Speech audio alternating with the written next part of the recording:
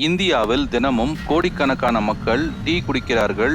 ஆனால் நம்ம டீக்கு பின்னால் இருக்கும் சில உண்மைகள் இப்போது தெரிந்து கொள்வோம். ஒரு காலத்தில் ஆங்கிலேயர்கள் டீயை கொஞ்சம் பாலும் குறைந்த சர்க்கரையும் சேர்த்து குடிக்கச் சொல்லி இந்தியர்களை பழக்க முயன்றார்கள். ஆனால் இந்தியா டீ கடைக்காரர்கள் அதற்கு பதிலாக முழு பால், அதிக சர்க்கரை, இஞ்சி, ஏலக்காய் போன்ற மசாலா சேர்த்து தனித்துவமான சாயை உருவாக்கினார்கள்.